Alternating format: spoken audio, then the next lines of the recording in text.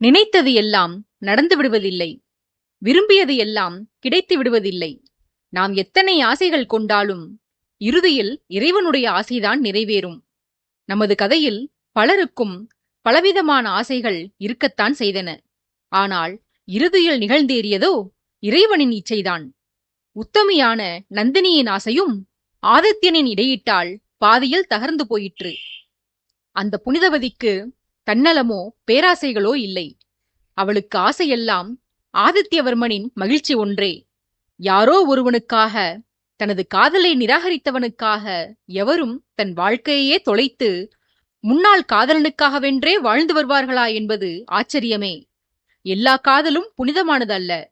தான் காதலித்தவர்கள் வேறு எவரோ ஒருவரை மணந்து கொண்டாலும் அவர் நலமுடன் வாழ வேண்டும் என்று எண்ணுவதே புனிதமான காதல். நந்தினியின் காதலும் அந்த ரகம்தான். நந்தினியை தனது மாளிகைக்கு வரவேற்று உபசரித்த அரவிந்தன் அவளது கேள்விகளுக்கும் சந்தேகங்களுக்கும் முடிந்தவரையில் தீர்வளித்து வந்தான். அரசர் தன்னை அடையாளம் கண்டுகொண்டார் என்று தெரிந்தவுடனேயே மாறனைப் போலவே நந்தினியின் மனதும் இருவேறு உணர்ச்சி பிரவாகங்களினால் ஆட்கொள்ளப்பட்டன. ஒரு புறம் மகிழ்ச்சியும், அதே சமயத்தில் தனது செயல் ஒன்று தடுக்கப்பட்டு விட்டதே என்ற கவலையும் இருக்கவே செய்தது. இதை உணர்ந்து கொண்ட அரவிந்தன் மேலும் எதை பற்றியும் ராணியை வருந்தவிடாமல், தேவி, தாங்கள் இன்று பல மணி நேரமாக அலைந்து திரிந்துள்ளீர்கள். அவசியம் உங்களுக்கு ஓய்வு தேவை. இன்று நள்ளிரவிற்குள் சக்கரவர்த்தி பார்க்கவம் திரும்பிவிடுவார். வருபவர் உங்களை சந்திக்க விரும்புவார். தாங்கள் இவ்வாறு அசதியுடனேயே இருந்தால் பிரபு உங்களிடம் உரையாற்றும் போது சோர்வில் அவர் மீதே தூங்கி விழுந்துவிடப் போகிறீர்கள். சில நாளிகைகள் ஓய்வெடுங்கள் ராணி. என் அண்ணனின் திருமணத்தில் சதி வேலைகள் இந்நேரம் உச்சகட்டத்தை எட்டியிருக்கும். குற்றவாளி சற்று நேரத்தில் தண்டனை பெறவிருக்கிறான். அசுரவதம் முடிந்த பின்பாக நம் அரசர் இங்கு புறப்பட்டு வந்து விடுவார். அதற்குள் நீங்கள் உறங்கி எழுந்து புத்துணர்ச்சி பெறுங்கள் தேவி என்று கேட்டுக்கொண்டு நந்தினிக்கு பணிவிடைகள் செய்ய பணிப்பெண்களை அவளுடன் அனுப்பிவிட்டு விருந்தாளிகளின் பாதுகாப்பை பார்வையிட கோட்டைக்குள் சுற்றித் திரிந்தான் அரவிந்தன். அங்கே அசோகபுரத்தில் அரவிந்தன் கூறியபடி சதிவேலைகள் மும்முரமாக நடந்து கொண்டிருந்தன.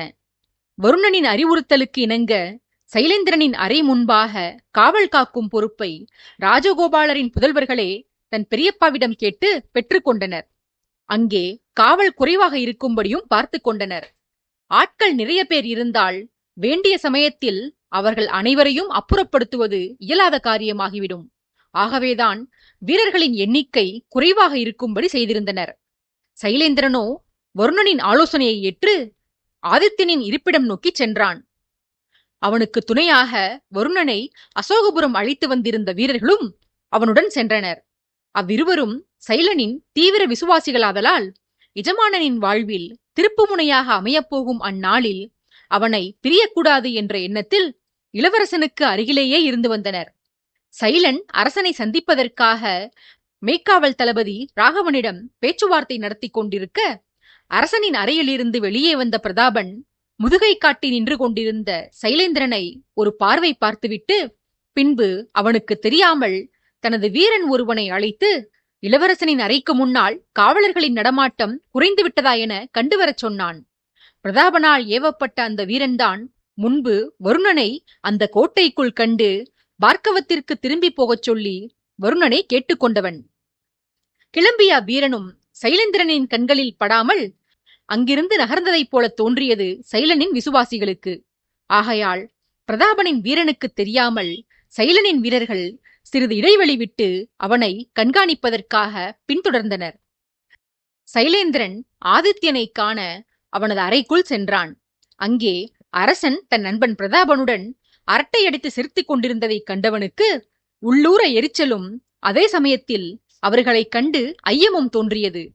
இவர்கள் இருவருமே தத்தமது நாட்டில் பெரும் செல்வாக்கோடு திகழ்பவர்கள். 27 சிற்றரசுகளை உள்ளடக்கிய பெரிய ராஜ்யமே ஆதித்யனுக்கு சொந்தம். சிங்காதனபுரமும் ஏறக்குறைய வசுமித்ராவை போன்றே பெரிய ராஜ்யம்தான். மாமனாருக்கு ஒரே மருமகனான பிரதாபனுக்குதான் அத்தனை உரிமையும் கிடைக்கவிருக்கிறது. இருந்தும் இவர்கள் இருவரும் வாழ்வை சுகிக்கத் தெரியாமல் எப்போது பார்த்தாலும் ஆண்களுடனேயே பொழுதை போக்கிக் கொண்டிருக்கிறார்கள். இவர்கள் நினைத்தால் எத்தனை கன்னிகைகளை இவர்களது பாதத்தில் விழச் செய்திருக்கலாம். சரி, சந்தோஷத்திற்கு இல்லாவிடினும் சேவை செய்வதற்காவது பெண்களை அருகில் வைத்துக் கொள்ளலாமே அரசனுக்கு ரசனையே இல்லை. முன்பு வருணன், இப்போது பிரதாபன். இவர்களுடன் தனிமையில் சிரித்து மகிழ அப்படி என்னதான் இருக்கிறதோ? பிரதாபனும் அப்படியேதான். ஒன்று வருணன் அல்லது அரசன், அதுவும் இல்லையே தனது படை வீரர்கள். எனக்கு மட்டும் இவர்களைப் போன்று அந்தஸ்து அதிகாரம் கிடைத்தால் என்ன, கிடைக்கத்தான் போகிறது. வாழ்க்கையை நான் அனுபவிக்கத்தான் போகிறேன். இப்படியாக அரசனின் அறைக்குள் நுழைந்து விட்டதை கூட மறந்து, ஏன் அரசனுக்கு மனோசாஸ்திரம் தெரியும் என்பதையும் மறந்து மனதிற்குள்ளேயே முணுமுணுத்து வந்தான் சைலேந்திரன். ஆதித்யனும் பிரதாபனும் ஒருவரையொருவர் பார்த்து புன்னகைத்துக் கொள்ள, பிரதாபன் வந்தவனை நோக்கி, அடை தம்பி, பெண்களுடன் இன்பம் அனுபவிப்பது மட்டும் வாழ்க்கை இல்லையடா. உன்னை போல செல்வந்தர் வீட்டு பிள்ளைகள் மது மாது என்பது மட்டும்தான் உலகம் என எண்ணிக்கொண்டிருப்பதால்தான் உருப்படியாக நீங்கள் எதையும் கற்றுக்கொள்வதில்லை. தகப்பன் சேர்த்து வைத்த சொத்தை உண்டு அனுபவித்து பூமிக்கு பாரமாக வாழ்ந்து வருகிறீர்கள். தகப்பனின் தயவால், வாரிசு உரிமையால் எளிதாக உங்களுக்கு பதவியும் பவிசும் கிடைத்து விடுகிறது. உங்களைப் போன்ற உதவாக்கரைகளால் உண்மை திறமைசாலிகளுக்கு வாய்ப்பு கிடைப்பதில்லை என சைலனை சாடி வந்த பிரதாபன் திரும்பி அவ்வப்போது அருகில் இருந்த ஆதித்யனை இலக்கார பார்வை பார்த்து வந்தான். ஆதித்யன் அவனை முறைத்து, எத்தனை திமிரடா உனக்கு? என்னை இந்த எருமையுடன் ஒப்பிட்டு பேசுகிறாய்? வாரிசு என்கிற காரணத்தால் மட்டுமே நான் அரியணையில் அமரவில்லையடா. எனது திறமையும் கடின உழைப்பும் வீரமுமே அந்த சிம்மாசனத்தை நான் தக்க வைத்துக் கொள்ள உதவுகிறது. அத்துடன் நான் தவறான வழிக்கு இதுவரையிலும் சென்றதே இல்லை. வீட்டிற்கு ஒழுக்கமான பிள்ளையாக, கட்டிய மனைவிக்கு துரோகம் செய்யாத கணவனாக வாழ்ந்து வருகிறேன் என வாதாடினான். இதை கேட்ட பிரதாபனோ, நீ ஒழுக்கமான பிள்ளையா? 5 பெண்களை மணந்து கொண்டவன் ஒழுக்கத்தை பற்றி பேசுதல் தகுமா ஆதித்யா? அந்த வார்த்தையெல்லாம் உபயோகப்படுத்த கூட உனக்கு அருகதை இல்லை. தாயே உன்னை கண்டு பயப்படும்படி செய்திருப்பவன். ஊர் சுற்றினாலும் மனைவிகள் கேள்வி கேட்கக்கூடாதென மமதையுடன் திரிபவன் நீ. நீயும் இந்த சைலேந்திரனைப் போல கெட்டழிந்த பணக்கார வீட்டு பிள்ளைதானடா. இவ்விதமாக சற்று சத்தமாகவே ஆதித்யனை சீண்டி வந்தான் பிரதாபன். பிரதாபனின் பேச்சொலி அரைவாசல் வரை கேட்டிருக்கவே வெளியே பாதுகாப்பு பணியில் ஈடுபட்டிருந்த ராகவன் அரசனுக்கும் தளபதிக்கும் ஏதோ கடுமையான வாக்குவாதம் நிகழ்கிறது என எண்ணிக்கொண்டு என்னவென்று தெரிந்து கொள்வதற்காக அறைக்குள் ஓடி வந்தான். வந்தவனை திரும்பி பார்த்த பிரதாபன் அவனை நோக்கி ஒரு புன்முறுவல் சிந்திவிட்டு பின்பு நண்பனை பார்த்து, நீயே ஒரு ஒழுங்கீனம். இதில் ராகவனின் ஒழுக்கம் குறித்து அவன் மீது கோபம் கொள்கிறாய். அவன் தன் காதலியுடன் தனிமையில் உரையாடச் சென்றது தவறு என்றால், பிறகு நீ ஒரு கன்னிகையை கடத்தி வந்தாயே, அதுவும் அவளது குடும்பமே கதறியழ பல 100 பேரின் மத்தியில் ஒரு கன்னிப் பெண்ணை தொட்டு தூக்கி வந்து உன் அறையில் அடைத்து வைத்திருந்தாயே, அதன் பெயர் ஒழுக்கமோ? ராகவன் தவறே செய்திருந்தாலும் அவனுக்கு பின்னால் வந்த பெண் இயல்பாகத்தான் நடந்து வந்தாள். அவள் கத்தவும் இல்லை, கதறவும் இல்லை. அவள் இஷ்டப்பட்டே ராகவனுடன் சென்றிருந்தாள். ஆனால் உன் விஷயம் எப்படியப்பா? நீ கவர்ந்து வந்த அன்று சௌபர்ணிகா ஆனந்தமாகவா உன்னுடன் வந்தாள் என அரசன் மீது குற்றம் சாட்டி ராகவனுக்காக பரிந்து பேசினான் பிரதாபன். வாயிலில் நின்ற ராகவன் திருதிருவென விழித்தான். எட்டி பார்த்தது ஒரு குற்றமா? அரசரோடு ஒப்பிட நான் தானா கிடைத்தேன்? இதோ இளவரசன் என்ற பெயரில் இங்கே மலைமாடு போல நிற்கிறதே ஒரு அறிவீனம். இந்த சைலேந்திரனோடு ஒப்பிட வேண்டியதுதானே? ஏற்கனவே பிரபு என் மீது சினத்தில் உள்ளார். எப்படியாவது கையில் காலில் விழுந்தாவது பிரபுவிடம் மன்னிப்பு கோரி அவரை சாந்தப்படுத்தலாம் என்று எண்ணினால் என் எண்ணத்தில் மண்ணை போட்டு விட்டீர்களே தளபதி. காலையில் உங்கள் தம்பி, இப்போது நீங்கள் இருவரும் பரிந்து பேசினால் அரசருக்கு என் மீது இருக்கும் கொஞ்ச நஞ்ச நல்ல அபிப்பிராயமும் இல்லாமலேயே போய்விடும். வருணன் இல்லாத குறையை போக்கி அரசருடன் சீண்டி விளையாட நீங்கள் வந்திருக்கிறீர்களே என்று ஆனந்தம் கொண்டேன். ஆனால் அரசரின் கோபக்கனலை ஊதி பெரிதாக்க என்னையே ஊதாங்குழலாக பயன்படுத்துவீர்கள் என்று நான் எண்ணி பார்க்கவே இல்லை. எப்படியோ அரசர் என்னை மன்னித்துவிடக்கூடாது என்பதில் நீங்களும் வருணனும் உறுதியாக உள்ளீர்கள் என்றெல்லாம் மனதிற்குள் முணங்கியவாறே பிரதாபனை முறைத்துக் கொண்டிருந்தான் ராகவன். அடுத்த கணம், என்ன ராகவா, நான் உனக்கு ஆதரவாகத்தானே பேசுகிறேன். நீயானால் என்னை கடிந்து கொள்கிறாய். என் அன்பை தவறாக எடுத்துக் கொள்கிறாயேடா என்று ராகவனிடம் முறையிட்டான் பிரதாபன். இப்போது ராகவனுக்கும் வார்த்தைகள் எழவில்லை. சைலேந்திரனைப் போல அவனும் பிரதாபனை வியப்போடு நோக்கிக் கொண்டிருந்தான். இருவருமே செயலற்று விந்தையாக தன்னை நோக்குவதைக் கண்ட பிரதாபன், தம்பிகளா, ஆதித்யனைப் போல எனக்கும் மனோசாஸ்திரம் தெரியுமா என்ற சந்தேகத்தில்தானே என்னை உற்று பார்க்கிறீர்கள். உங்கள் அரசன் அளவுக்கு இல்லாவிடினும் ஏதோ சிறிதளவு எனக்கும் தெரியுமடா. ஆனால் இப்போது நான் பேசியது உங்கள் மனதை படித்தறிந்ததனால் அல்ல. இந்த சூழ்நிலையில் நீங்கள் என்ன யோசிப்பீர்கள் என்று யூகிக்கும் ஆற்றல் கொண்டபடியால். இந்த திறமை சைலேந்திரனுக்கு அவசியமில்லை. சொல்லப்போனால் இனி எந்த திறமையும் அவனுக்கு தேவையில்லை. ஆனால் உனக்கு இது மிகவும் அவசியம் ராகவா.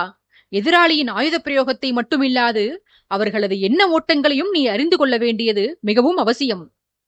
அரசனை பாதுகாக்கும் மிக முக்கியமான பொறுப்பில் இருக்கிறாய் நீ. அதிலும் அரசனை நீ காக்க வேண்டியது வருணன் என்ற அதி புத்திசாலியிடமிருந்து. நினைவில் கொள் என்று ராகவனுக்கு அறிவுறுத்தி வந்தான் பிரதாபன். பிரதாபன் ராகவனிடம் பேசிய பொழுது ஆதித்யனின் பார்வை சைலனிடம் மட்டுமே இருந்தது. பிரதாபனைப் போல இளவரசன் மனதில் எண்ணியதை யூகிக்கவில்லை அரசன். மாறாக இளவரசனின் உள்ள கிடக்கையை உள்ளது உள்ளபடி படித்தறிந்திருந்தான் ஆதித்யன். ஆதலால் வன்ம புன்னகையுடன் எதிராளியை நோக்கிய அவன், நீ அயோக்கியன் என்று தெரியும், ஆனால் மகா அயோக்கியன் என்று நீயே உனக்கு சான்றளித்து விட்டாயேடா. உனது தந்தை மீதுள்ள மரியாதைக்காக உனது உயிரை பறிக்காமல் சிறைவாசத்தை மட்டுமே கொடுக்கலாம் என்று முன்பு எண்ணி இருந்தேன்.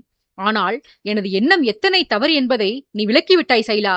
இனி உனக்கு வாழத் தகுதி இல்லை, சென்று வா என்று வஞ்சின பார்வையோடு இளவரசனை நோக்கியபடி மனதிற்குள் முணுமுணுத்தான் அரசன். ராகவனுடன் பிரதாபன் இன்னமும் தொடர்ந்து உரையாடிக் கொண்டிருக்க அரசன் அதில் கவனம் செலுத்தாமல் சைலேந்திரனை அழைத்து, என்ன விஷயம் அப்பா?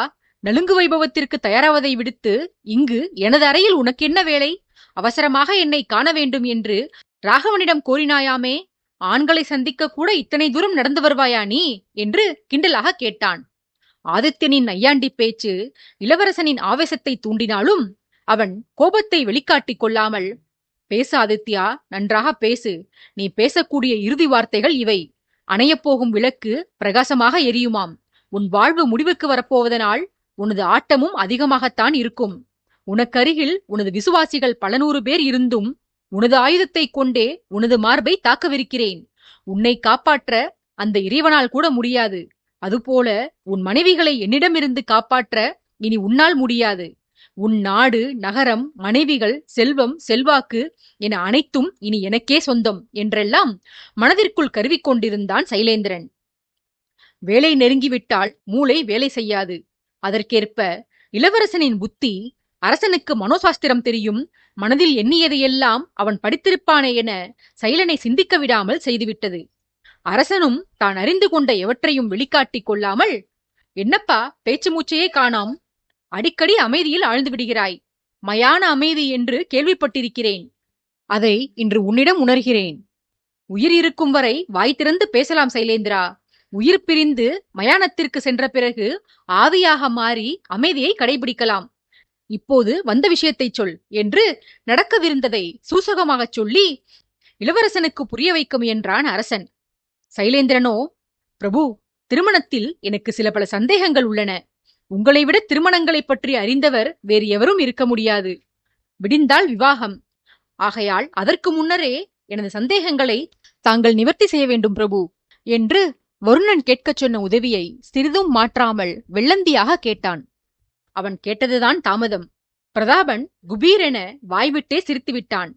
மரியாதை கருதி சிரிப்பை கட்டுப்படுத்த முயன்ற ராகவன் கூட இளவரசனின் கோரிக்கையை கேட்டு அடக்கமாட்டாமல் சிரித்துவிட்டான்.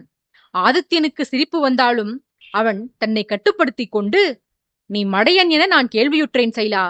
ஆனால் எத்தனை பெரிய மடையன் என்பதை இக்கணம்தான் உணர்ந்தேன் என்று குறுநகையுடன் பரிகசித்தான். சைலனுக்கு தனது வார்த்தையில் என்ன தவறு இருந்தது என்று விளங்கவில்லை. அங்கிருந்த மூவரும் தன்னை நையாண்டி செய்ததற்கான காரணமும் அவனுக்கு பிடிபடவில்லை. அவன் யோசித்து மூளையை கசக்கிக் கொள்ள வேண்டாம் என்று எண்ணிய ஆதித்யன், இவ்வளவுதானே எடா தம்பி, அவசியம் வருகிறேன்.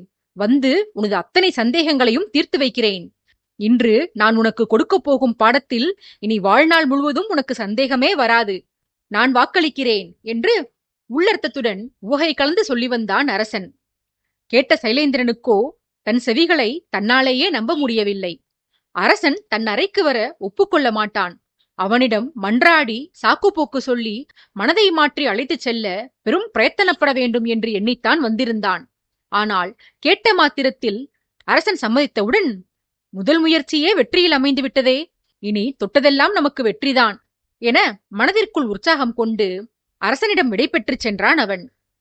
தன் அறையை விட்டு நீங்கி அரசனின் அறைக்கு கிளம்பிய போதே தனது அறையைச் சுற்றியிருந்த பகுதிகளில் நெடுந்தூரத்திற்கு பணியில் இருந்த காவலர்களை அப்புறப்படுத்துமாறு தம்பிமார்களிடம் உத்தரவு பிறப்பித்துவிட்டுதான் சென்றிருந்தான் சைலேந்திரன்.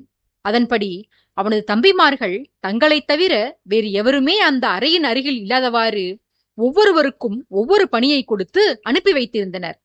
பிரதாபன் அனுப்பியிருந்த ஆள் இளவரசனின் அறைக்கு அருகில் வந்து ஒரு மறைவில் ஒளிந்து கொண்டபடி ஆள் நடமாட்டத்தை கவனித்துக் கொண்டிருந்தான். அவனை தொடர்ந்து வந்த சைலேந்திரனின் வீரர்கள் முன்னவனை கண்காணித்துக் கொண்டிருந்தனர். இளவரசனின் அறைக்கு வெளியே சகோதரர்கள் மூவருடன் திட்டம் குறித்து ஆலோசனை நடத்தி கொண்டிருந்த வருணன் அவர்களை கண்டுவிட்டான். கண்டவன் இளவரசர்களிடம் அவ்விருவரையும் காட்டி, அங்கே நிற்கிறார்களே இரு முட்டாள் மந்திகள், அவர்கள்தான் உங்களுக்கு பரம விரோதிகள். நீங்கள் மூவரும் உங்கள் பெரிய தமையன் சைலனுடன் சேர்ந்து செய்த கள்ளத்தனங்களை எல்லாம் புதியவன் என்னிடம் துல்லியமாக தெரிவித்து விட்டனர். முதலமைச்சருடன் கூட்டணி சேர்ந்து கொண்டு நிர்வாக சீர்கேடுகள் நிறைய செய்திருக்கிறீர்களாமே. அத்துடன் பொக்கிஷ அதிகாரியுடன் கைகோர்த்து கொண்டு செல்வங்களை நிறைய களவாடியிருக்கிறீர்களாமே. இதுபோன்று நீங்கள் செய்த அத்தனை கயமைத்தனங்களையும் என்னிடம் வாக்குமூலம் அளிப்பது போல போட்டி போட்டுக்கொண்டு இருவரும் ஒப்பித்து விட்டனர். சைலனுடன் சேர்ந்து அவனது ஆட்களும் மடிந்தால்தான் உங்களுக்கு பாதுகாப்பு. ஏனெனில் இளவரசன் மாண்ட பிறகு விசாரணை தீவிரமாக நடைபெறும். அதில் இவர்கள் நம்மையெல்லாம் காட்டிக் கொடுக்க வாய்ப்புள்ளது. நீங்கள் செய்த திருட்டு வேலைகளை வெளிப்படுத்தவும் வாய்ப்புள்ளது. ஆகவே இவர்கள் மாய்க்கப்படுதல் அவசியம். எல்லோரையுமே என் கைகளால் கொன்று நான் மட்டுமே பாவத்திற்கு ஆளாக விரும்பவில்லை.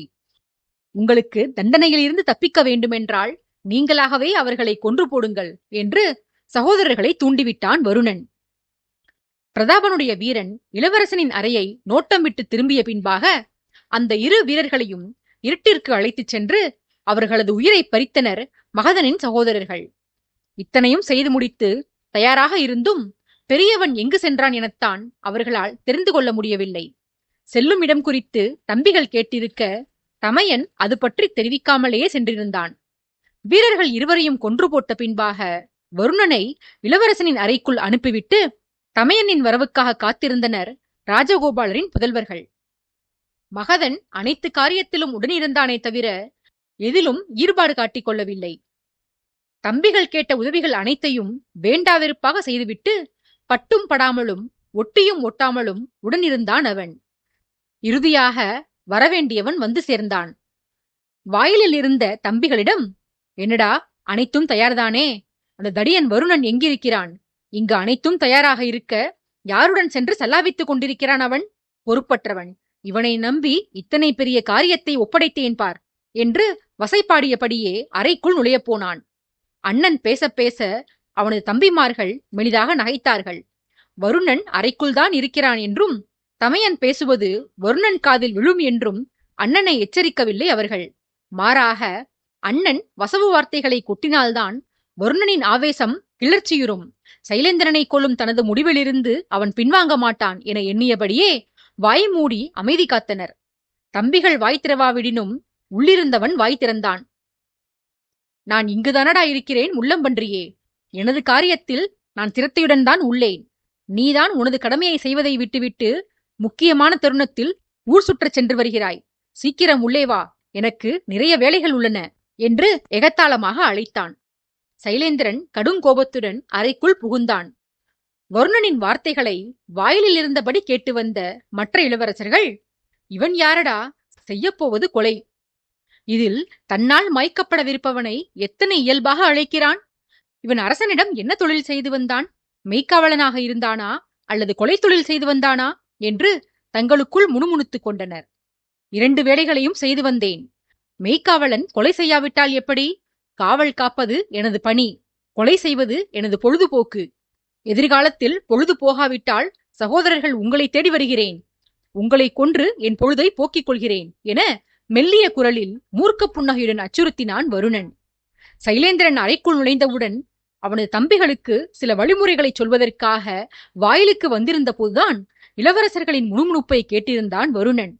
அவன் வந்ததை கவனிக்காத சகோதரர்கள் வருணனின் குரல் கேட்டவுடன் திடுக்கிட்டு நின்றபடி அவனை பார்த்து அதிர்ந்து நின்றனர். மூவரையும் தோள்களை பிடித்து உலுக்கிய வருணன், நான் என்ன பேயா பூதமா? ஏனடா என்னை பார்த்து இப்படி இடிந்து போய் நிற்கிறீர்கள்? இப்போது நான் சொல்லப்போவதை நன்கு கேட்டுக்கொள்ளுங்கள். இங்கு என்ன நேர்ந்தாலும் நீங்கள் அனைவரும் சத்தம் போடக்கூடாது. சைலேந்திரனின் வதம் முடிந்து நான் அறையை விட்டு நீங்கிச் செல்லும் வரையில் உங்கள் மூச்சுக்காற்று கூட வெளிவரக்கூடாது. மீறி சத்தம் போட்டால் கொலையை செய்தது நீங்கள்தான் என உரக்க கத்திவிடுவேன் என்று மிரட்டிவிட்டு அறைக்குள் செல்வதற்காக 2 எட்டுக்கள் முன்னெடுத்து வைத்தான். முன் சென்றவன் பின்னோக்கி நடந்து மறுபடியும் சகோதரர்களை நெருங்கி வந்து மூவரையும் ஏற இறங்க பார்த்தான். கண்களால் அவர்களை அளந்து முடித்த பின்பாக அவர்களில் மூத்தவனிடம் அவனது அங்கவஸ்திரத்தையும், 2ஆமவனிடம் குருவாளையும், 3ஆமவனிடம் அவன் கழுத்தில் அணிந்திருந்த கண்டிகையையும் தன்னிடம் தரும்படி கேட்டான். இளவரசர்கள் எதற்கென்று புரியாமல் விழித்தனர். வருணனோ அவர்களிடம், உங்களுக்கு விளக்கவெல்லாம் இப்போது நேரமில்லை. எனக்கு நான் அவசர கதியில் இருக்கிறேன். ஏன் எதற்கு என்று உங்கள் தமையன் மாண்ட பின்னால் சொல்கிறேன். உங்கள் பொருட்கள் எவற்றையும் தூக்கிக் கொண்டு ஓடிவிட மாட்டேன். நான் உங்களிடமே அவைகள் பத்திரமாக வந்து சேரும். சைலேந்திரன் மாண்ட பின்னால் பார்க்கவ நாடே உங்களுக்கு கிடைக்கப் போகிறது. கேவலம் இந்த பொருட்களை சிறிது நேரம் என்னிடம் தர இத்தனை யோசனையா என்று கேட்டு மூவரையும் வெறுப்பாக நோக்கினான். சகோதரர்கள் தங்களுக்குள் ஒருவரையொருவர் சந்தேகமாக பார்த்து கொண்டனரே தவிர வருணன் கேட்ட பொருட்களை அவனிடம் தருவதாக இல்லை. அவர்கள் சலித்துக் கொண்டவன் போல தலையசைத்த வருணன் இளவரசர்களை நெருங்கி வந்து மூத்தவனது அங்கவஸ்திரத்தை தானே உருவினான். மகதன் பதறினான். பதறியவனை நோக்கிய வருணன் மகதனைப் போலவே பதறியது போல பாவனை செய்து, ஏனடா, நீ என்ன திரௌபதியா அல்லது நான் தான் துச்சாதனனா? ஏதோ உன் துகிலை உரித்தது போல இப்படி பதறுகிறாய். வேண்டுமெனில் பாஞ்சாலியைப் போன்றே உன் கேசத்தை முடியாதே. இடுப்புக்கு கீழே நன்கு வளர்த்து கொண்டு என்னை பழிவாங்கும் வரையில் தலைவாராதே என கிண்டல் செய்துவிட்டு 2ஆமவனிடம் சென்று அவனது இடையில் செருகப்பட்டிருந்த குருவாளை தானே உருவி எடுத்துக்கொண்டான். பின்பு 3ஆமவனிடம் நெருங்கிச் சென்றவன் அவனது அனுமதியின்றி அவன் கழுத்தில் இருந்த கண்டிகையை பறித்தான். மூவருக்குமே அதிர்ச்சி. மகதனின் பதட்டம் இப்போது தம்பிகளையும் தொற்றிக்கொள்ள வருணனின் செயலால் மூவரும் நிதானமிழந்து நின்றனர். தேவையானவற்றை பறித்து கொண்டு அறைக்குள் செல்ல முனைந்த வருணன் எப்போதும் போல தனக்கே உரித்தான மர்ம சிரிப்பை அவர்கள் மீது வீசி கண் சிமிட்டிவிட்டு அறைக்குள் நுழைந்தான். மகதனின் கை கால்கள் நடுங்கின. அவனுக்கு அதுவரையில் உள்ளூர இருந்த உதறல் இப்போது வெளியிலும் தெரிந்தது. தம்பிமார்கள் தமையனை சாந்தப்படுத்த முயல மகதனோ, நம் கதை முடிந்து விட்டதரா, நம் கையை வைத்தே நமக்கு கொல்லி போடவிருக்கிறான் வருணன் என பிதற்றினான். தம்பிகள் மகதனிடம், என்ன உளறுகிறாய், எதை வைத்து இப்படி சொல்கிறாய் என கேட்டு அவனை உலுக்கினர். மகதனோ, எப்படி என்னவெனலாம் எனக்கு தெரியாது. ஆனால் ஒன்று உறுதி, நாளை விடியலை நாம் பார்க்க மாட்டோம் என்று வாய்க்குளர புலம்பினான். வருணனின் செயலால் குழம்பி போயிருந்த மற்ற இருவரும், காலையில் போட்டபோது இன்னும் தெளியவில்லை போல இவனுக்கு, அதனால்தான் இவ்வாறு பிதற்றுகிறான் என்று தங்களுக்குள் சொல்லிக் கொண்டனர். சொன்னவர்களை முறைத்த மகதன், நான் எங்கேயடா மது அருந்தினேன்? உள்ளே இருக்கிறார்களே 2 மொடா குடியர்கள், வருணனும் சைலேந்திரனும். அவர்களும் நீங்களும் தானடா மொத்த மதுவையும் அருந்தினீர்கள். நான் உயிர் பயத்தில் ஓரமாக உட்கார்ந்து வேடிக்கைதானே பார்த்தேன் உங்களையெல்லாம் என உள்ளுக்குள்ளேயே புலம்பிக் கொண்டு நடப்பவற்றை வேடிக்கை பார்த்தான். அச்சமயம் யாரோ ஒருவர் அந்த அறை நோக்கி வரும் ஓசை கேட்க சகோதரர்கள் மூவரும் இருளில் சென்று நன்கு மறைந்து தரையில் மண்டியிட்டு அமர்ந்து கொண்டனர். இருட்டுவிட்டபடியால் அறை நோக்கி வந்தவனின் முகம் மூவருக்கும் தெளிவாக தெரியவில்லை. அத்துடன் வருபவனின் முகத்தை பார்க்க தாங்கள் எழுந்தால் வருபவனுக்கு சலசலப்பு ஓசை கேட்டுவிடும் என்ற அச்சத்தில் மூவரும் மூச்சுவிடும் ஒளி கூட இல்லாமல் அமைதியாக நோட்டமிட்டு கொண்டிருந்தனர்.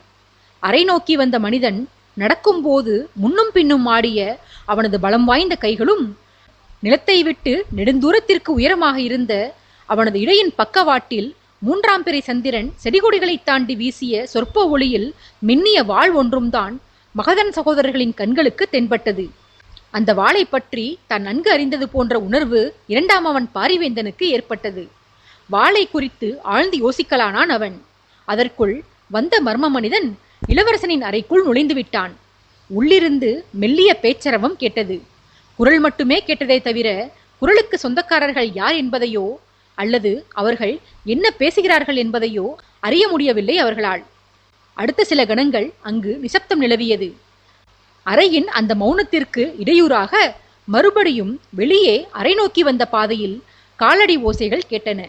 இப்போது ஒருவர் அல்ல, 2 ஓசைகள் கேட்டன. மறைவில் இருந்த இளவரசர்களுக்கு நெஞ்சம் படக் படக்கென அடித்துக் கொண்டது. யார் இவர்கள்?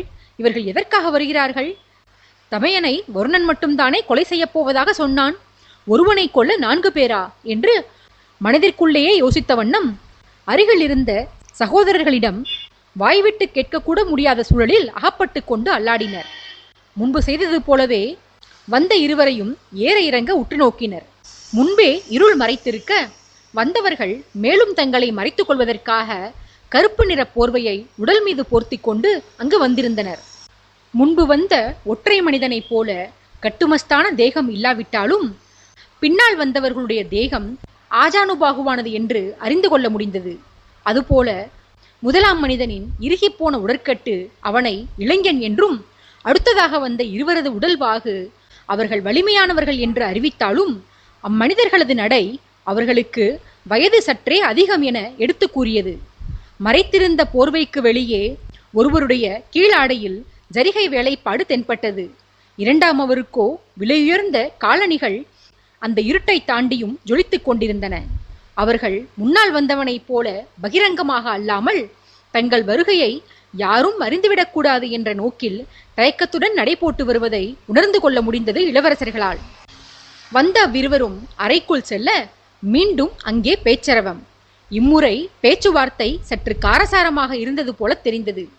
துணியை கொண்டுதான் விவாதத்தின் தன்மையை உணர முடிந்ததே தவிர இம்முறையும் வார்த்தைகள் தெளிவாக விழவில்லை இளவரசர்களுக்கு.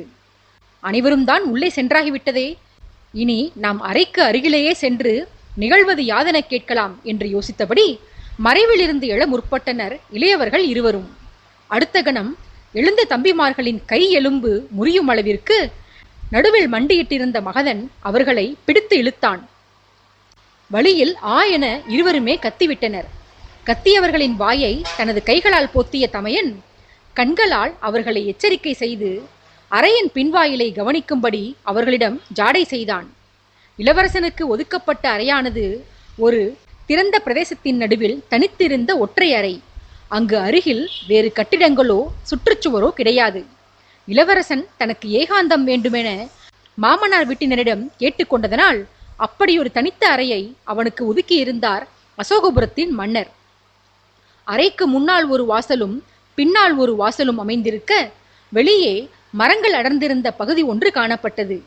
அறைக்கு வெளியே இருந்த பகுதிகளில் ஒருவர் ஒளிந்து கொண்டால் இருள் அவர்களை விழுங்கிவிட்டது போல மறைந்திருப்பவரை காணவே முடியாது. அத்தகையதொரு இடத்தில்தான் அறையின் பக்கவாட்டில் இளவரசர்கள் தங்களை ஒளித்துக் கொண்டிருந்தனர். தம்பிகளின் கவனம் முழுவதும் முன்வாயிலில் இருக்க மகதனோ எல்லா புறங்களையும் நோட்டம் விட்டான். அவன் அவ்வாறு செய்ததற்கு காரணம் வருணன் மீது அவனுக்கு இருந்த அளவற்ற பயம்தான். வருணன் சதி செய்திருக்கிறான் என்று தெரிந்தவனுக்கு அது யாருக்காக தீட்டப்பட்ட சதிவேலை என்ற ஐயம் தொடர்ந்து இருந்து வந்தது. தங்களுடன் கூட்டு சேர்ந்து கொண்டு சைலனை மயக்கப் போவதாக தம்பிமார்களிடம் சொல்லிச் சென்றவன் அண்ணனுடன் கூட்டு சேர்ந்து தன்னையும் தம்பிகளையும் கொல்ல பார்ப்பானோ என்ற சந்தேகம் அவனுக்கு இருந்து வந்ததால் மகதன் சற்று எச்சரிக்கையாகவே இருந்தான். அப்படி கவனமாக இருந்துதான் பின்வாயிலுக்கு அருகே கேட்ட அரவத்தை அவன் கவனித்தான். தமையனின் எச்சரிக்கைக்கு பின்னால் தம்பிகளும் வாயிலை கவனித்தனர். அங்கே முன்பை போல ஒருவர் இருவர் அல்ல, 5-6 பேர் நடந்து வரும் ஓசை கேட்டது. அங்கு கேட்ட கொலுசொலிகளும் வளையோசைகளும் வருபவர்கள் பெண்கள் என பதுங்கியிருந்தவர்களுக்கு பறைசாற்றின. இப்போதுதான் இளையவர்கள் உணர்ந்தனர், வருணன் போட்டிருப்பது சாதாரண திட்டம் அல்ல, அது யாரையோ ஆட்டங்காண செய்ய போகும் அதிரடி திட்டம். பெரியவன் காலையிலேயே சொன்னானே வருணனை நம்ப வேண்டாம் என்று, இப்போது அவன் சதிவலையில் நாம் வழிய சென்று மாட்டிக்கொண்டோமே, இங்கிருந்து தப்பிச் செல்லலாம் என்று பார்த்தால் அதற்கும் வழி இல்லை. ஏனெனில் வருணன் பேச்சை கேட்டு பட்டத்து இளவரசன் அறைக்கு காவல் காக்கும் பொறுப்பை நாம் ஏற்றுக்கொண்டோம். நாம் இவ்விடத்தை விட்டு தப்பினாலும் பழி நம்மை தொடர்ந்து வந்தே தீரும் என்றெல்லாம் உள்ளுக்குள் புலம்பித் தவித்தனர் சகோதரர்கள் இருவரும். ஆனால் அப்போதும் பெரியவனது முகம் பரமசாந்தியோடு காணப்பட்டது. இதையெல்லாம் நான் முன்கூட்டியே உணர்ந்து கொண்டு விட்டேனடா மடையர்களே, இதை புரிந்து கொள்ள உங்களுக்கு இத்தனை நேரமா என்பது போல இருந்தது பெரியவனது செயல்பாடுகள். 2 நாழிகைகள் கடந்தன. அறைக்குள் சென்றவர்கள் ஒவ்வொருவராக வெளியேறினர். அனைவரும் பதுங்கி பதுங்கி சென்று கொண்டிருக்க ஒருவன் மட்டும் துணிச்சலான நடை போட்டு தன்னை கேட்க எவனுக்கும் துணிவில்லை என்பது போல வீறு நடை போட்டு சென்றான். முன்பு அறைக்குள் சென்றபோது அவனிடம் காணப்பட்ட வாள் திரும்பிச் செல்லும் போது அவன் இடையில் தென்படவில்லை. இத்தனையும் கவனித்து வந்தவர்கள் அவ்விடத்திலிருந்து எழலாமா வேண்டாமா என்ற யோசனையுடனேயே இருந்து வந்தனர். கூடவே வருணனையும் எதிர்நோக்கி இருந்தனர். தங்களுக்கு உதவுவதற்காக இல்லாவிடினும் காட்டிக் கொடுக்கவாவது அவன் வருவானே என்று காத்திருந்தனர். வருணன் வரவில்லை. கூட்டத்தோடு கூட்டமாக அறைக்குள் இருந்து வெளிவந்து அவன் இருளில் மரங்களின் மறைவில் மாயமானதை இளவரசர்கள் கவனித்திருக்கவில்லை. இப்படியே கால் நாழிகை கழிந்திருக்க அடுத்து கூட்டமாக ஆண்கள் பெண்கள் என பலரும் நகைப்பொலியுடன் அந்த அறை நோக்கி வந்தனர். அவர்களின் கலகல துவனியில் இருந்தே தெரிந்தது அவர்கள் சைலேந்திரனை நலுங்கு விழாவிற்கு அழைத்துச் செல்ல மாப்பிள்ளை அழைப்பிற்கு தான் வருகிறார்கள் என்று. அடுத்து உள்ளே என்ன நடக்கப் போகிறது என்பதை நினைக்க இப்போது மறைவில் இருந்த மூவரின் இதயமும் எகிரி குதித்து வெளியே வர காத்திருந்தது. சிரிப்பொலியுடன் உள்ளே சென்றவர்கள் மரண ஓலத்துடன் வெளியே வந்தனர். மாப்பிள்ளையை அழைக்கச் சென்றவர்கள் பேயை கண்டவாறு அலறியபடி ஒருவரை ஒருவர் தள்ளிக்கொண்டு விழுந்தடித்து வெளியேறினர். அவர்கள் போட்ட கூச்சல் நெடுந்தூரத்திற்கு கேட்டிருக்க அடுத்த கணம் பல நூறு காவலர்களும் முக்கியஸ்தர்களும் அங்கு விரைந்து வந்து குவிய துவங்கினர். சில நிமிடங்களில் முன்பிருந்த மௌனமான சூழ்நிலைக்கு நேர்மாறாக அந்த இடமே பரபரப்புடனும் கூச்சலுடனும் காணப்பட்டது. இதற்கு மேலும் மறைவிலிருந்து வெளிவராவிட்டால் சந்தேகம் நம் புறமாகத்தான் திரும்பும் என்று எண்ணிய மூவரும் தரையிலிருந்து எழுந்து அறை வாயிலுக்கு வந்தனர். அங்கே கண்ட காட்சி இளவரசர்களின் நெஞ்சை உலுக்கியது. சைலேந்திரன் கத்தியால் குத்தப்பட்டு கழுத்து அறுபட்டு இரத்த வெள்ளத்தில் மிதந்தபடி உயிர் விட்டிருந்தான்.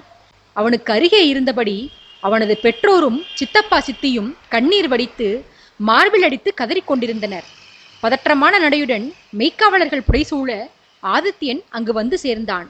சடலத்தை பார்த்தவன் ஓரிரு கணங்கள் வருந்துவிட்டு பிறகு ஆவேச குரலில், யார் இங்கு காவல் காத்தது? சக்கரவர்த்தி நான் இருக்கும் கோட்டைக்குள்ளேயே இப்படி ஒரு விபரீத சம்பவம் அரங்கேறியுள்ளது. இதை செய்யும் துணிவு எவருக்குள்ளது? இங்கே காவல் பணியில் ஈடுபட்டிருந்தவர்கள் யார்? உடனே அவர்களை என் முன்பு இழுத்து வாருங்கள் என்று சீற்றத்துடன் கர்ஜித்துவிட்டு அந்த அறையிலிருந்து வெளியேறினான் அரசன்.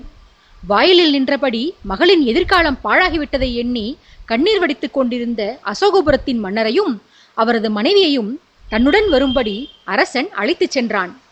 கல்யாண குதூகலத்துடன் காணப்பட்ட இடம் இப்போது கண்ணீரும் கம்பளையுமாக காட்சி கொடுத்தது. மீனலோச்சனையின் பெற்றோரை தன்னுடன் அழைத்துச் சென்ற ஆதித்யன் சில கணங்களுக்கு பிறகு அவர்களை சமாதானப்படுத்தி இருந்தான்.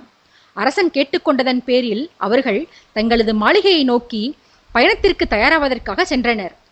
இறந்தவனின் சடலம் அவனது சொந்த நாட்டிற்கு கொண்டு செல்லப்படுவதற்காக கட்டப்பட்டு கொண்டிருந்தது.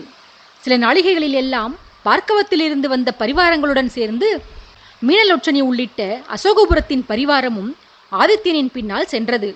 திருமணத்திற்காக பயணம் கிளம்பி வந்தபோது அந்த ஊர்வலத்தில் காணப்பட்ட கும்மாளமும் கொண்டாட்டமும் இப்போது அங்கு தென்படவில்லை. அசோகபுரமும் அப்படித்தான். தங்கள் நாட்டு இளவரசியின் மணவிழாவை கொண்டாடி மகிழ்வதற்காக காத்து கொண்டிருந்த மக்கள் இப்போது துக்கத்தின் பிடியில் அகப்பட்டவர்களாய் துவண்டு போய் நின்றனர். துயரம் என்னதான் வாட்டி எடுத்தாலும் நள்ளிரவு தொடங்கும் முன்பே பார்க்கவத்தை அடைந்துவிட வேண்டும் என்ற துடிதுடிப்பு ஊர்வலத்தில் சென்றவர்களிடம் காணப்பட்டது. மூடுதீரில் அமர்ந்திருந்த அகல்யா மணப்பெண்ணின் நிலையை எண்ணி வருந்தியபடி இருந்தாள். ஸ்வர்ணிகா அவளை தேற்றும் விதமாக, கவலை வேண்டாம் ராணி, நடந்த சம்பவங்கள் அனைத்தும் நன்மைக்கே என என் உள்மனம் சொல்கிறது. இதில் யாரை குறித்தும் நாம் வருந்த தேவையில்லை என தீர்க்கமாக சொல்லி வந்தாள். கேட்ட அகல்யாவிற்கு அதிர்ச்சி ரேகைகள் வதனத்தில் தோன்றின. ஒரு மரணம் எப்படி நன்மைக்கானதாக இருக்க முடியும் தேவி? ஒரு பெண்ணின் வாழ்க்கை தொடங்குவதற்குள் முடிந்துவிட்டதே. இனி யார் அவளை திருமணம் செய்து கொள்வார்கள்? அவளை ராசி இல்லாதவள் என்று இந்த உலகம் ஏசுமே. உயிர் விட்டவன் எவனோ ஒருவன். ஆனால் அவனது முகத்தை சரியாக கூட நோக்காத அந்த பெண்ணின் நிம்மதியல்லவா பறிபோகும். இதில் வருந்தாமல் என்ன செய்வது என்று வாதம் செய்தாள். ஸ்வர்ணிகா அவளுக்கு பதிலளித்தாள். என் கணவரை பற்றி நான் நன்கு அறிவேன் தேவி. ஒரு மரணம் சம்பவித்தால் அது அரசருக்கு வேண்டப்பட்டவர்களாகவோ இல்லை அவர்கள் நல்லவர்களாகவோ இருந்தால் அரசரின் நடவடிக்கைகள் வேறு விதமாக இருக்கும். ஆனால் அவரோ தற்சமயம் வெகு இயல்பாக இருக்கிறார் என்று சொல்லி வந்தவள் திரைச்சிலையை விலக்கி அரசனை அகல்யாவிற்கு காட்டினாள். ஸ்வர்ணிகா கூறியபடி ஆதித்யன் வெகு இயல்பாக எந்த ஒரு துக்க நிகழ்வுமே நடந்தேறவில்லை என்பது போல சாவதானமாக நண்பன் பிரதாபனுடன் அரட்டையடித்துக் கொண்டே பயணித்துக் கொண்டிருந்தான். அகல்யா அதை ஆழ நோக்கிவிட்டு பின்பு பார்வையை மறுபடியும் தேரினுள் இருந்த ஸ்வர்ணிகாவிடம் செலுத்தினாள். ஸ்வர்ணிகா தொடர்ந்தாள். பார்த்தீர்களா ராணி, பொதுவாக பெண்களுக்கு ஒரு துயர் என்றால் பிரபுவால் தாங்க முடியாது. விவாகம் நின்று போனதால் அசோகபுரத்தின் இளவரசிக்கு உண்மையிலேயே துக்கம் ஏற்பட்டிருந்தால் அரசர் இத்தனை உல்லாசமாக ஊர்வலம் சென்று கொண்டிருக்க மாட்டார். எனில் இளவரசிக்கு முன்பே அவர் ஒரு வழியை தீர்மானித்து விட்டார் போல. அவளது நல்வாழ்வுக்காக இவர் ஏதோ நடவடிக்கை எடுத்து விட்டார் என கருதுகிறேன். மீனாவின் பெற்றோருக்குமே முன்பு மணமகனின் இறப்பை பற்றி கேள்விப்பட்டவுடன் இருந்த துக்கம் தற்போது இல்லை. எனில் இந்த இறப்பில் ஏதோ மர்மம் உள்ளது. அந்த மர்மம் சக்கரவர்த்திக்கு தெரிந்தே இருக்கிறது. ஆகையால் இதில் நாம் துக்கப்பட வேண்டிய அவசியம் இல்லை தேவி. என்ன நடந்தது, எதற்காக நடந்தது என்று தெரிந்து கொள்ள ஆர்வம் மட்டுமே நாம் காட்ட வேண்டும். நேரம் வரும்போது பிரபு அதையும் நமக்கு தெரியப்படுத்துவார் என்று அகல்யாவிற்கு எடுத்து கூறினாள். திட்டத்தை செயல்படுத்தி முடித்த வருணன் வந்த வழியிலேயே அதிவிரைவாக பார்க்கவம் சென்றடைந்தான். சைலேந்திரன் காட்டிக் கொடுத்த ரகசிய பாதைக்கு அருகே சென்றான். அங்கே முன்பு தன்னை கோட்டையிலிருந்து அழைத்து வர உதவி செய்திருந்தவர்கள் உயிர் துறந்து கிடப்பதை கண்டான். மாலையில் கிளம்பிய போது வருணன் முகத்தில் தோன்றியிருந்த மர்மச் சிரிப்பை அவர்கள் கண்டிருந்தால் ஒருவேளை அவர்கள் சுதாரித்துக் கொண்டிருப்பார்கள். ஆனால் அதை கவனிக்காமல் விட்டதோடு உயிரையும் சேர்த்து விட்டுவிட்டார்கள். தனது ஆட்கள் மூலம் வருணன் அவர்களை கொல்லும் அந்த காரியத்தை செய்து முடித்திருந்தான். சுரங்கப்பாதை வழியாக கோட்டைக்குள் நுழைந்து அது முடியும் இடமான அறையை சென்று சேர்ந்தான். இல்லறத்தை துவங்கவிருந்த தன் மகனுக்காக நந்தகோபாலர் பார்த்து பார்த்து கட்டிய புது மாளிகை அது. மகனுக்கு மனைவியுடன் ஏகாந்தம் வேண்டும் என்பதற்காக கோட்டை வீதிகளின் கலேபரங்கள் பாதிக்காதபடிக்கு சற்றே தள்ளி கட்டப்பட்டிருந்தது அந்த மாளிகை. மகனும் நாட்டின் எதிர்கால மன்னனுமான சைலேந்திரனின் பாதுகாப்புக்காகத்தான் அங்கே சுரங்க வழியும் ஏற்படுத்தப்பட்டிருந்தது. மன்னர் மகனுக்காக செய்து கொடுத்திருந்த அத்தனை வசதிகளும் வருணனுக்கு தான் உபயோகப்பட்டன. அந்த வசதிகள் அதை அனுபவிக்க வேண்டியவனுக்கே காலனாக அமைந்து போனது. அந்த தனித்த மாளிகையின் முன்னும் பின்னும் பூந்தோட்டமும் பழத்தோட்டமும் காணப்பட்டன. சுரங்க வாயிலில் இருந்து அறைக்குள் நுழைந்த வருணன் மாளிகையின் பின்னால் சென்று அங்கிருந்த குளத்தில் அசதி தீர குளித்தான். நனைந்திருந்த உடலின் மீது சில்லென்று பட்ட காற்று வருணனுக்குள் ஒரு புதுவித உணர்வை உண்டாக்கியது. ஈர உடலை துவட்டி கொள்ளாமலேயே அந்த காற்று அவனது மேனிக்கு கொடுத்த சிலிர்ப்பை அனுபவித்து வந்தான் அவன். இரவில் மலரும் மலர்களான அல்லி, மனோரஞ்சிதம், பிரம்மகமலம், அந்திமந்தாரை முதலிய பூக்களின் வாசனை வேறு வருணனுக்குள் ஒரு பரவசத்தை உண்டு பண்ணியது. ஏனோ அவன் தன் கட்டுப்பாட்டிலேயே இல்லை. பூக்களின் நறுமணமும் இதமான தென்றலும் வானில் தெரிந்த நிலவின் ஒளிக்கற்றைகளும் வருணனுக்கு அவன் தன் காதலியை நினைவூட்டின.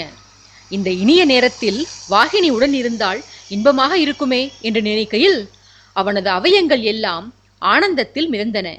அப்போது அவன் இருந்த பரவச நிலையைக் கண்டால் சற்று முன்னால் ஒரு பெரும் சதித்திட்டத்தை நிறைவேற்றி வந்தவன் அவன்தான் என்று எவருமே நம்ப மாட்டார்கள். வாகினியை விரைவில் மணந்து கொள்ள வேண்டும், அவளை தனதாக்கிக் கொள்ள வேண்டும், அவளுடன் இன்பமான வாழ்வை துவங்க வேண்டும் என்றெல்லாம் அத்தருணத்தில் ஆசை கொண்டான் வருணன். ஈர உடலில் மோதிய தென்றலும் வாகினியின் நினைவுகளும் சேர்ந்து வருணனுக்கு அதிக சிலிர்ப்பை உண்டு பண்ணவே அவனது தேகம் குளிரில் நடுங்கியது. ஆகவே விரைந்து முன்பு தான் வெளிவந்திருந்த சைலேந்திரனின் அறைக்கு சென்று இளவரசனது பெட்டியில் துளாவி எளிய ஆடை ஒன்றை தேடி எடுத்து அணிந்து கொண்டான். பின்னர் ஈரத்தலையை துவட்டியபடியே சாளரத்தின் அருகில் சென்று மேகக்கூட்டங்களை அண்ணாந்து பார்த்தபடி நின்றான். இரவு தோன்றிவிட்டபடியால் அங்கிருந்த மரங்களில் கூட்டை தேடியடைந்த பட்சி இனங்கள் ஒளி எழுப்பிக் கொண்டிருந்தன. வருணனின் பார்வை இப்போது மேகக்கூட்டத்தை விட்டு அந்த பறவைகளிடம் சென்றது. ஆண் பறவையும் பெண் பறவையும் அழகுகளால் ஒன்றை ஒன்று மோதி முத்தமிட்டு கொள்ளும் காட்சியை ரசித்து அனுபவித்து வந்தான் வருணன். அதை கண்டவனுக்கு மறுபடியும் வாகினியின் நினைவுதான் வந்தது. ஆனால் கூடவே அரசனின் நினைவும் சேர்ந்தே வந்தது. இது போன்ற இனிய காட்சிகளை எல்லாம் அரசன் ரசித்து வந்த வேளைகளில் வருணன் அது குறித்து ஆதித்யனை கிண்டல் செய்திருக்கிறான். கானகத்தின் ஏகாந்தத்தையும் மலை அருவிகளின் அழகையும் கடல் அலைகளின் கண்கொள்ளா காட்சிகளிலும் அரசன் தன்னை தொலைத்து நின்று அவற்றின் அழகில் தனது கனவு கண்ணியை எண்ணி பார்த்த போதெல்லாம் மரம் செடி கொடியாக பிறந்து அவற்றினோடே வாழ வேண்டிய தாங்கள் மனிதராக பிறந்து மண்ணை ஆட்சி புரிகிறீர்களே என்று அரசனை பரிகாசம் செய்திருக்கிறான். ரசனை என்றால் என்னவென்று புரிந்து கொள்ளாமல் அரசனை பரிகசித்தது எத்தனை தவறு என்று அன்றைக்குதான் உணர்ந்து கொண்டான் வருணன். இயற்கையின் ஒவ்வொரு அழகும் அவனது காதலியைத்தான் அவனுக்கு நினைவூட்டின. இன்ப ஊற்று அவனுக்குள் பெருக்கெடுக்க அவனது பார்வை மரங்களுக்கு கீழே அசைந்து கொண்டிருந்த ஒரு உருவத்திடம் சென்றது. அழகான ஆடையுடுத்தி அளவான அலங்காரம் செய்து கொண்டு ஒருவித தவிப்போடு நடைபோட்டு வந்த அக்கன்னிகையை காணும் போதிலே வருணனின் உள்ளம் அந்தரத்தில் மிதந்தது. அடுத்த நொடியே சுதாரித்துக் கொண்டவன், யாரோ ஒரு நங்கை, அவளிடம் தனக்கு ஏன் ஈர்ப்பு ஏற்பட வேண்டும்? கண்களால் காணும் பெண்கள் அனைவரிடமும் மோகம் கொள்ளும் ஆண்மகன் நாம் இல்லையே என யோசித்தபடி மங்கை அவளின் மதிமுகத்தை உற்று நோக்கினான். பின்னர்தான் தெரிந்தது தான் ரசித்த மோகினி தனக்கே சொந்தமான வாகினிதான் என்று. தன் காதலிதான் அங்கே நிற்கிறாள் என்று அறிந்து கொண்ட அடுத்த கணம் வருணனுக்கு ஏற்பட்ட உணர்வை தெரிவிப்பதற்கு வார்த்தைகளே இல்லை. அவனது கால்கள் அதற்கு மேல் அறைக்குள் நிற்கவில்லை. துவட்டிக் கொண்டிருந்த துவாலையை தூர வீசிவிட்டு தாவி ஓடினான் தன் தாரணியிடம்.